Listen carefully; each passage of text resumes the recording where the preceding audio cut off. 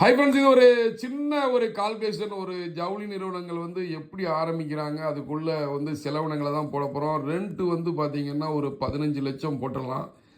அதுக்கப்புறம் வந்து பார்த்தீங்கன்னா car parking and other rent அப்படிங்கிறத வந்து பார்த்தீங்கன்னா ஒரு 6 லட்சம் போட்டுடலாம்.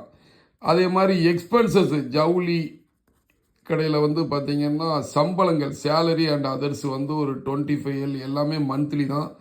அது போக வந்து இன்ட்ரெஸ்ட் வந்து பார்த்தீங்கன்னா கிட்டத்தட்ட ஒரு 9L போட்டுடலாம். இது வந்து 10 crore வந்து அவங்களோட ஸ்டாக்குக்கு இன்வெஸ்ட் பண்ணுறது தான்.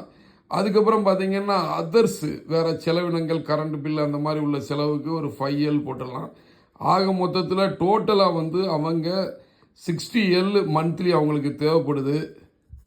இதை பொறுத்தவரையில் டேர்ன் ஓவர் வந்து இந்த மாதிரி உள்ள பெரிய ஜவுளி நிறுவனங்கள் ஆரம்பிக்கும் போது அவங்களுக்கு வந்து டேர்ன் ஓவர் வந்து டெய்லி வந்து பார்த்திங்கன்னா ஒரு 10 லட்சங்கிறது சாதாரணமாக நடக்கும்.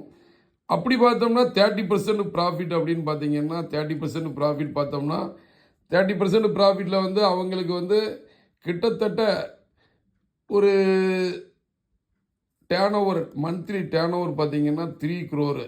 3 crore 90 lakh வந்து அவங்களுக்கு மந்த்லி ஈஸியாக வந்து அச்சீவ் பண்ணிடுவாங்க. Achieve profit.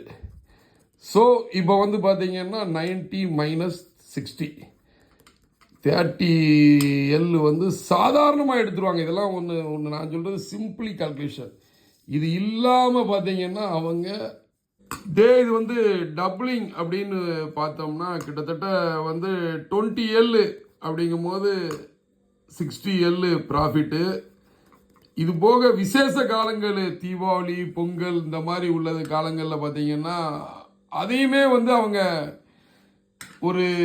இதே ஒரு மந்த்லி டேர்ன் ஓவரை ஒரே நாள் கூட அச்சீவ் பண்ணிடுவாங்க. ஸோ இதுதாங்க அவங்களோட கால்குலேஷன். இந்த மாதிரி எல்லாரும் பிளான் பண்ணிங்கன்னா உங்கள் சிட்டிக்கு ஏற்ற மாதிரி ப்ராஃபிட்டு வந்து பிளான் பண்ணி வாடகை ரெண்ட்டு சிட்டியில் சின்ன சிட்டி வேரியேஷன் ஆகும், ரெண்ட் வந்து கம்மியாகும்.